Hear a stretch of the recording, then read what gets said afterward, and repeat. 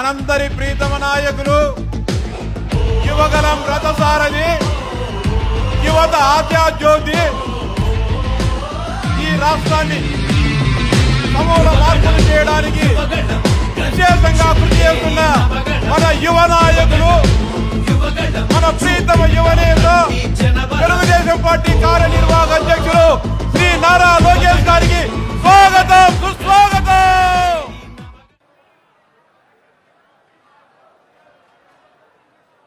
ఎన్టీఆర్ ఎన్టీఆర్ ఎన్టీఆర్ ఎన్టీఆర్ నాటి పాలన. జై తెలుగుదేశం, జై తెలుగుదేశం. చంద్రబాబు నాయుడు గారి నాయకత్వం, చంద్రబాబు నాయుడు గారి నాయకత్వం. జోహార్ అన్న ఎన్టీఆర్, జోహార్ అన్న ఎన్టీఆర్.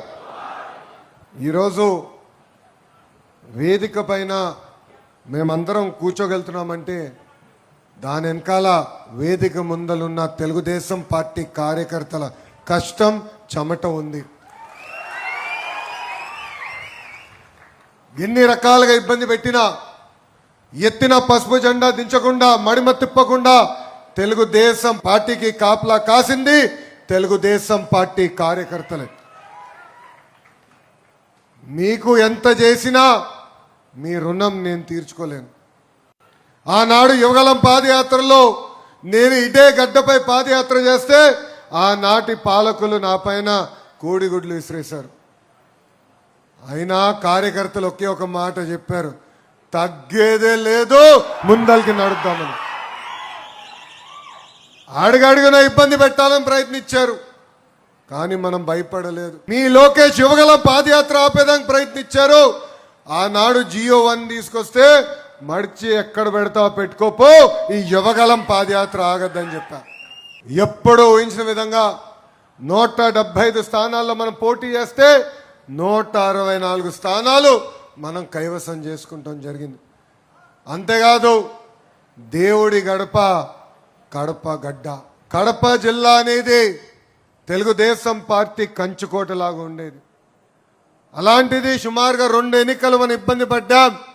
కానీ తిరిగి మీ అందరి శ్రమతో తెలుగుదేశం పార్టీ కంచుకోటగా కడప జిల్లాని తీర్చిదిద్దాం. ప్రొద్దుటూరు అంటేనే చాలా పవర్ఫుల్. ఇక్కడ ప్రజలు ఎంత గట్టిగా ఉంటారో అంత గట్టిగానే మా పసుపు సైన్యం కూడా ఉంటుంది. సీతారాములు నివసించిన పవిత్రమైన భూమి మన ప్రొద్దుటూరు. కనికా పరమేశ్వరి ఆలయం, శోషమల్లి దర్గా, RCM చర్చ్ ఉన్న పుణ్యభూమి మన ప్రొద్దుటూరు. ప్రొద్దుటూరుని మినీ ముంబై అంటారు. ఎందుకంటే వ్యాపారంలో మీరు అమ్మ స్పీడు, మీ బ్లడ్లోనే వ్యాపారం ఉంటుంది. నేను అనేక సార్లు చెప్పా, రాష్ట్ర ఎన్నికలు మొత్తం ఫండింగ్ ఒక ప్రొద్దుటూరు నియోజకవర్గం చేయగలుగుతుంది. అబ్బా, ఏకంగా బంగారం వ్యాపారంలో కూడా మీరు నంబర్ 1. ఏ వ్యాపారం మీరు వదిలిపెట్టరు, అనుకుంటే చేసి తీరుతారు. ఆ పట్టుదలనే ప్రొద్దుటూరుకి పునాది అని ఈ సభాముఖంగా చెప్తున్నా. ఇప్పుడు రాయలసీమని గోల్డ్ హబ్గా చంద్రబాబు నాయుడు గారు మార్చుతున్నారు. మనం చూసాం, జొన్నగిరి స్వర్ణగిరిగా మారింది. అక్కడ ఏకంగా ఈరోజు బంగారం తయారు చేసుకునే పరిస్థితి ఎన్డీఏ ప్రభుత్వానికి వచ్చింది. తెలుగుదేశం పార్టీ ఆవిర్భావం తర్వాత 4 సార్లు ప్రొద్దుటూరు నియోజకవర్గం గెలుస్తాం జరిగింది. ప్రతిపక్షంలో ఉన్నా అధికారంలో ఉన్నా ఎప్పుడూ ప్రొద్దుటూరుని అభివృద్ధి చేసిన వ్యక్తి మన నాయకుడు చంద్రబాబు నాయుడు గారు. ప్రొద్దుటూరుని ముందలు తీసుకెళ్ళాలి, అన్ని రంగాల అభివృద్ధి చేయాలి లక్ష్యంతో ఆనాడు మన అడుగులు వేస్తూ వెళ్ళాం. మీరందరూ ఒకటే గుర్తుపెట్టుకోవాలి, యువగలం పాదయాత్రలు నేను చెప్పా, రాయలసీమకి క్యాన్సర్ గడ్డ లాంటి వ్యక్తి జగన్మోహన్ రెడ్డి అని. 5 సంవత్సరాల అధికారంలో ఉన్నాడే, కనీసం ఒక్క పరిశ్రమను తీసుకొచ్చాడా? ఒక్క పరిశ్రమ చేత ఎక్స్పాన్షన్ చేపించాడా అని అడుగుతున్నా. ఏమనంటే రాయలసీమ బిడ్డ, రాయలసీమ బిడ్డ అంటాడు. ఎంత అన్యాయం ఒక్కసారి ఆలోచించండి. ఆనాడు బ్రాహ్మణి స్టీల్ అనే ఒక కంపెనీ తీసుకొచ్చాడు.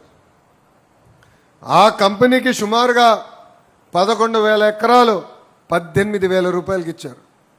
ఇంకొక 3,000 ఎకరాలు 25,000 రూపాయలకి ఆ కంపెనీకి ఇచ్చారు. ఆనాడు మనందరికీ సినిమా చూపించారు.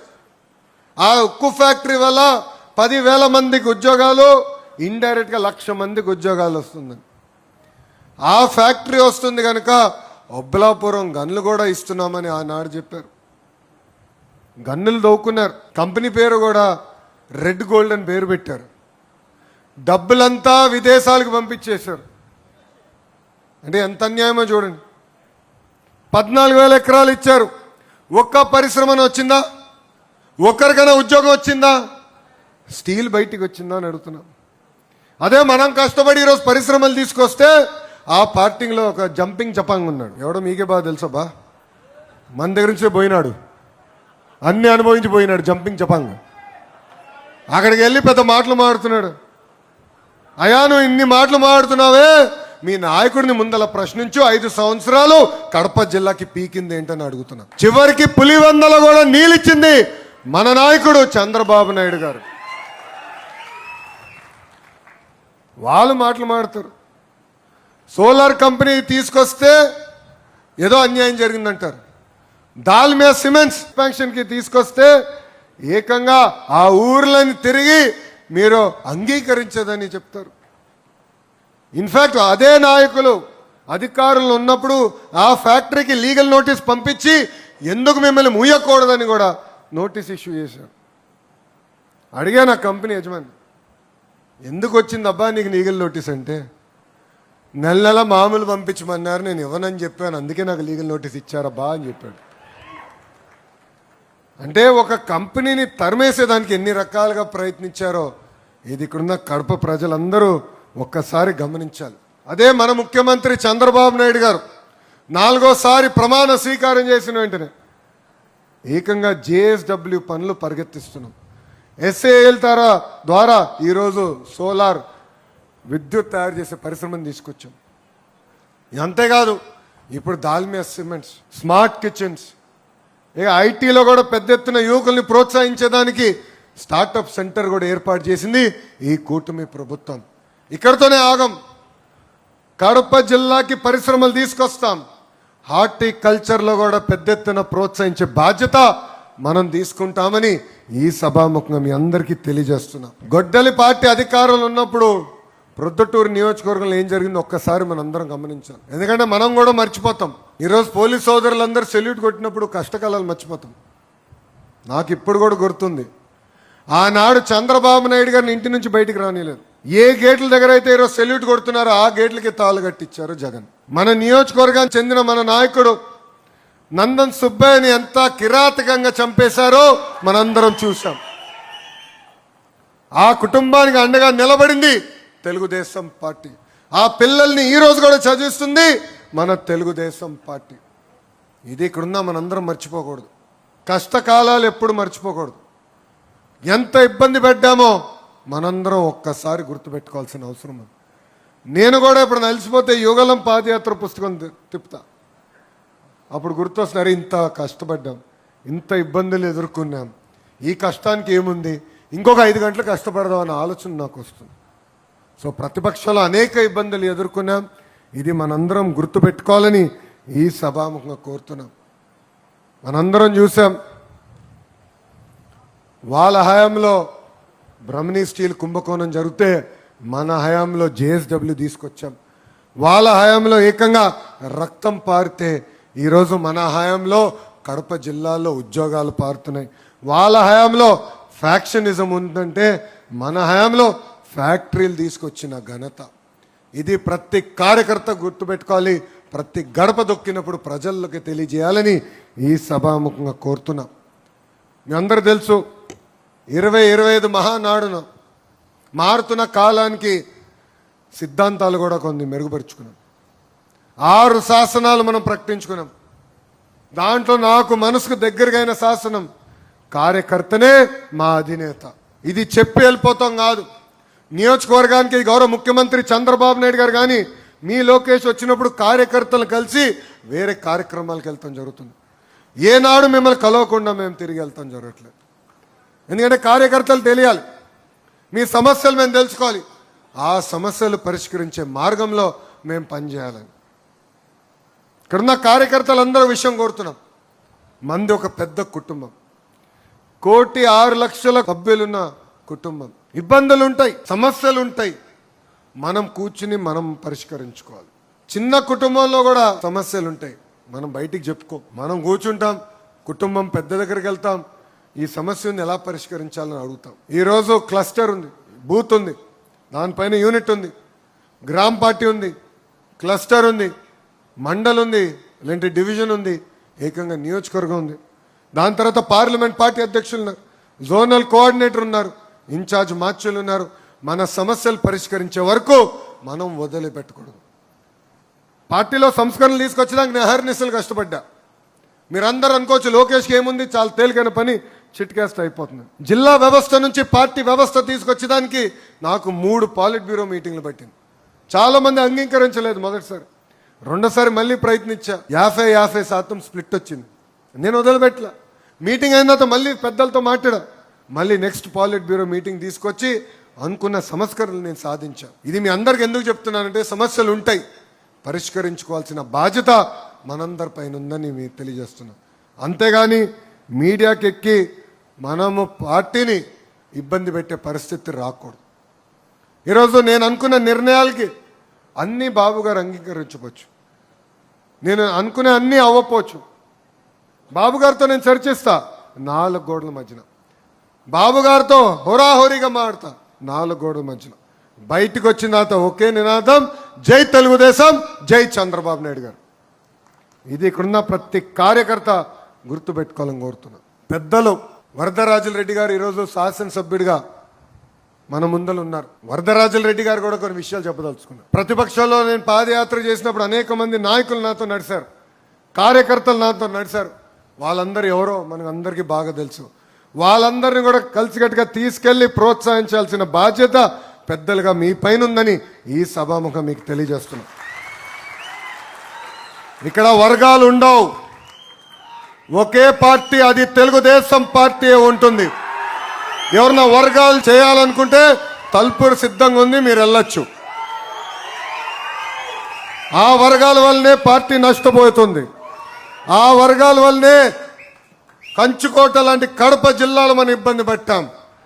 ఇక్కడున్న కార్యకర్తలందరూ కూడా పిలిపిస్తున్నా, వర్గాలకి దూరంగా ఉండండి, పార్టీని నమ్ముకోండి, మిమ్మల్ని పైకి తీసుకొచ్చే బాధ్యత మీ లోకేష్ అని సభాముఖంగా తెలియజేస్తున్నా. మీ అందరు తెలుసు, మై టీడీపీ యాప్ కూడా తీసుకొచ్చాం. చాలా మంది అడిగారు నన్ను, ఎందుకబ్బా ఈ యాప్, ఈ టెక్నాలజీని, కూర్చోండి, టెక్నాలజీ ఎందుకని అడిగారు. ఈరోజు గ్రామ స్థాయిలో ఎవరు పనిచేస్తున్నారు, బూత్ స్థాయిలో ఎవరు పనిచేస్తున్నారు తెలుసుకోవాలంటే ఏదో మార్గం ఉండాలి. సుమారుగా 4 లక్షల మంది నాయకులు ఉన్నారు తెలుగుదేశం పార్టీలో. 4 లక్షల నాయకుల్ని జల్లెడు పట్టాలంటే టెక్నాలజీ అవసరం. అందుకే మై టీడీపీ యాప్ డౌన్లోడ్ చేసుకోమంటున్నా. మీరు చేస్తున్న ప్రతి కార్యక్రమం పార్టీకి తెలియజేయాలంటే ఆ యాప్ని వినియోగించమని ఈ సభాముఖం మిమ్మల్ని కోరుతున్నా. ఇక్కడున్నా మిమ్మల్ని అందరిని అడగాలి, ఎంతమందికి మై టీడీపీ యాప్ ఉందో చేతులు పైకి ఎత్తండి. అందరూ ఇప్పుడు ఎత్తుతారు, ఫోటోలకు వస్తారో చెక్ చేస్తా, లేకపోతే నో ఫోటో. అంగీకరిస్తున్నారా? యాప్ ద్వారా తెలుస్తుంది ఎవరు పనిచేస్తున్నారు. పార్టీ కొన్ని కార్యక్రమాలకు పిలిపిస్తుంది, అది స్ట్రక్చర్డ్ ప్రోగ్రామ్, అది మేము చెప్తాం ఎట్లా చేయాలో. ఇప్పుడు డోర్ టు డోర్ గురించి చెప్పబోతున్నా, అవన్నీ మీరు చేస్తారు. అంతేకాకుండా కొన్ని కార్యక్రమాలు మీరు స్వతహాగా పాల్గొంటారు, అది అక్కడ ఫీడ్ అని ఉంది, అక్కడ మీరు అప్లోడ్ చేస్తే నేరుగా నాకు తెలుస్తుంది. సో ఏ కార్యక్రమం చేసినా పార్టీకి మై టీడీపీ ద్వారా తెలియజేయండి, మిమ్మల్ని ఎత్తుక్కుంటా వచ్చే బాధ్యత నాదని సభాముఖ హామీ ఇస్తున్నాం. ఈరోజు నామినేటెడ్ పోస్ట్ విషయం తీసుకున్నాం, అందరికీ న్యాయం చేసామని నేను అనట్లా, కానీ ఈరోజు నామినేటెడ్ పోస్ట్లో కూర్చున్నారంటే రికమెండేషన్ ద్వారా రాలా. వరదరాజుల రెడ్డి గారు కానివ్వండి, మీ లోకేష్ కానివ్వండి, కేవలం ప్రతిపాదించగలుగుతాం. మా అందరికీ లాగిన్లు ఇచ్చింది పార్టీ. మేము ఎవరైనా ప్రతిపాదించాలంటే మీ సభ్యత్వ నంబర్ పెట్టి 5 ప్రశ్నలు అడుగుతుంది పార్టీ, అది మేము తెలియజేస్తాం. దాని తర్వాత చంద్రబాబు నాయుడు గారు ప్రతి పేరు చూస్తున్నాం, ఈ ఒక్క పేరుని వదిలిపెట్టట్లా. నేను అడిగా గౌరవ ముఖ్యమంత్రి గారు, సార్ ఇంత సమయం గడుపుతున్నారు దీనిపైన, ఇంత సమయం ఇన్వెస్ట్ చేస్తున్నారు, ఎందుకంటే ఒక మాట అన్నారు, 2019లో ఓడిపోయినప్పుడు నేను వెళ్ళా కార్యకర్తల దగ్గరికి, కార్యకర్తలు ఆనాడు పడిన ఇబ్బంది నేను తెలుసుకున్నా. అది జరగకుండా చూసుకోవాల్సిన బాధ్యత నా పైన ఉంది. అందుకే ఇంత సమయం ఇష్యూ పైన పెడుతున్నానని చెప్పిన వ్యక్తి మన గౌరవ ముఖ్యమంత్రి చంద్రబాబు నాయుడు గారు. నవంబర్కి మన నామినేట్ పోస్ట్ మొదటి విడత పూర్తవుతుంది. మళ్ళీ మిగతా సభ్యులకు అవకాశం వస్తుంది. సో ఒక పద్ధతి ప్రకారం పార్టీ నామినేటెడ్ పోస్టులన్నీ భర్తీ చేస్తుంది. ఎవరైతే ఫీల్డ్లో పనిచేశారో వాళ్ళని గౌరవించే బాధ్యత నాదని మళ్ళీ తెలియజేసుకుంటున్నాను. సో ప్రభుత్వం కొనసాగింపు అనేది చాలా చాలా అవసరం. ఇక్కడ కార్యకర్తలు అందరం భాగస్వామ్యం అవ్వాలి. ఎందుకంటే మన పార్టీలో ఒక జబ్బు ఉందండి, అలక. ఒక కార్యకర్త ఆవేదనతో ఒక పోస్ట్ పెడతాడు, ఆ సమస్యని పరిష్కరించాల్సిన బాధ్యత మనందరిపైన ఉంది. సో బూత్ స్థాయి అయితే బూత్ పార్టీ అధ్యక్షుడు చేయాలి, గ్రామ స్థాయి అయితే గ్రామ పార్టీ అధ్యక్షుడు చేయాలి, మండల స్థాయి అయితే మండల పార్టీ అధ్యక్షుడు చేయాలి.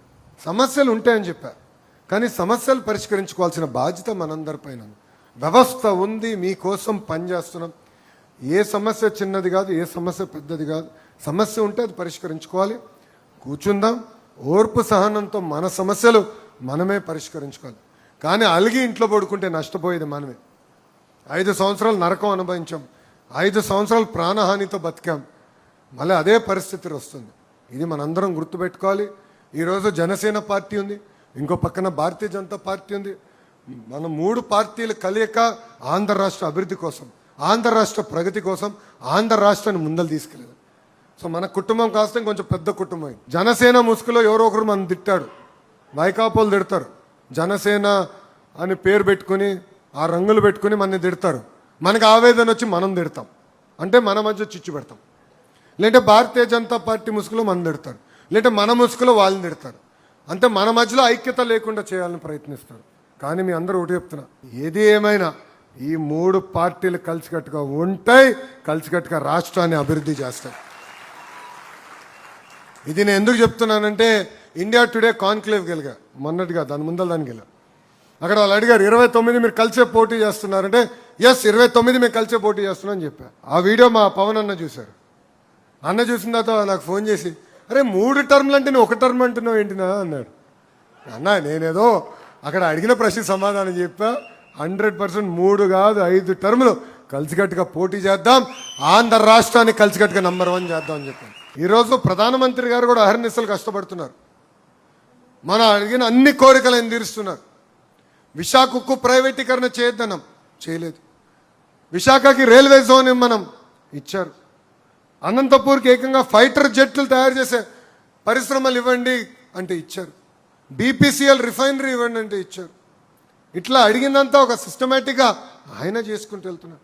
ఈరోజు మన ఇంత ఆర్థిక ఇబ్బందులున్నా మనం సంక్షేమ అభివృద్ధి చేయగలుగుతున్నాం అంటే దాని వెనకాల కేంద్ర ప్రభుత్వం సహకారం కూడా చాలా చాలా ఉంది.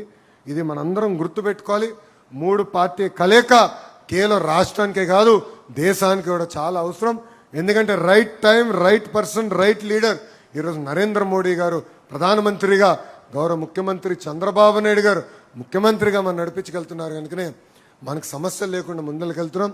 ఇది దయచేసి ఇక్కడున్న కార్యకర్తలందరినీ గుర్తుపెట్టుకోవాలని ఈ సభాముఖంగా మీ అందరు తెలియజేసుకుంటూ, కలిసికట్టుగా పనిచేద్దాం.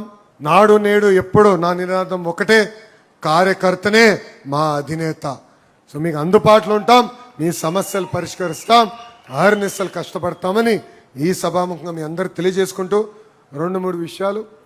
ఒకటి, 2019 ముందల ఎవరైతే ఉపాధి హామీ నీరు చెట్టు కింద పనిచేశారో మీరు మీ ఇంట్లో కూర్చుని డబ్బులు రాలేదంటే నాకు తెలీదు స్వామి. ఒక వ్యవస్థ ఉంది పార్టీ ఆఫీసులో, అక్కడ శ్రీకాంత్ అని ఒక వ్యక్తి ఉన్నాడు. బిల్స్ అని ఇవ్వండి, పెండింగ్లో 5-10% ఉంది, అది యుద్ధ ప్రాతిపదికంగా క్లియర్ చేసే బాధ్యత నేను తీసుకుంటాను. రెండోది, కేసులు. చాలామంది కేసుల విషయం మర్చిపోతున్నారు. అధికారంలోకి వచ్చా కనుక ఎవరో సెల్యూట్ కొడుతున్నారులే, ఏమవుతుంది అనుకుంటే మళ్ళీ ఇబ్బంది పడతాం. కరెక్ట్గా ఎలక్షన్ టైంకి వచ్చేగాల ఎలక్షన్ కమిషనర్ కేసులు తీస్తారు. ఆ కేసులని దొంగ కేసులు, చేయని నేరాలపైన మన పైన కేసులు పెట్టారు. నా పైన కూడా పెట్టారు స్వామి 23 కేసులు. 23 కేసులు కానీ ఉన్నాయా? ఎక్కువ ఉన్నాయా? ఇక్కడ ఎవరికైనా ఎన్ని ఉన్నాయబ్బా? ఎన్ని? 23 ఉన్నాయి. 24 అంటే 24 ఉన్నాయంటావు. 23? Very good. సో ఒక్కరే ఉన్నారు 23 కేసులు. SC/ST కేసు పెట్టారు. నా పైన SC/ST case, attempt murder case, ఏకంగా ట్రాక్టర్ ర్యాష్ డ్రైవింగ్ కేసు కూడా పెట్టారు బా. ట్రాక్టర్ని ర్యాష్ డ్రైవింగ్ చేయొచ్చని నాకు తెలియదు, ఆ కేసు కూడా పెట్టారు. అంటే ఎన్ని రకాల ఇబ్బంది పెట్టాలో పెట్టారు. పార్టీలో ఒక వ్యవస్థను పెట్టాం. పార్టీ ఆఫీస్కి రాండి, అక్కడ ఒక వ్యవస్థ ఉంది, మీకోసం పనిచేస్తుంది. ఎందుకంటే ఇప్పటివరకు మా దగ్గర ఉన్న సమాచారం మేరకు సుమారుగా 3,000 ఎఫ్ఐఆర్లు ఉన్నాయి. దాంట్లో 30,000 మంది పేర్లు, యూనిక్ పీపుల్ పేర్లు, 30,000 మంది కార్యకర్తల పేరు ఉంది. 80% ఇప్పటికీ క్లియర్ అయింది, 20% పెండింగ్ ఉంది. దయచేసి నిర్లక్ష్యంగా వివరించదు కేసులు ఇష్యూ అని నేను ఈ సభాముఖం మిమ్మల్ని అందరినీ కోరుకుంటూ, అహర్నిశలు కష్టపడదాం, ప్రతి గడప దొక్కుదాం, ప్రతి బూత్ గెలిస్తే నియోజకవర్గం గెలుస్తాం. నేను 91,000 మెజార్టీతో మంగళగిరి గెలిచిన, కానీ 20 బూతుల్లో ఇప్పటికీ నాకు మైనస్ ఉంది. 20 బూతులు సమీక్ష చేసుకున్నా, ఆ 20 బూతులు ఎందుకు మైనస్ వచ్చింది? నాయకత్వమా, మన ప్రవర్తననా, దేనివల్ల ఇబ్బంది పడుతున్నా అనేది నేను సమీక్ష చేసుకున్నా. సో 91,000 మెజార్టీ వచ్చినప్పుడే నేను అంత కష్టపడుతుంటే మళ్ళీ మనందరం అంత కష్టపడాలి. ప్రతి బూత్ ఇంపార్టెంట్, ప్రతి ఓట్ ఇంపార్టెంట్. ప్రజల్లో తిరుగుదాం, ప్రజల్లో చైతన్యం తీసుకొద్దాం. అని నేను ఇక్కడ మిమ్మల్ని అందరినీ చివరిగా కోరేది ఒకే ఒక విషయం, అహంకారం వద్దండి.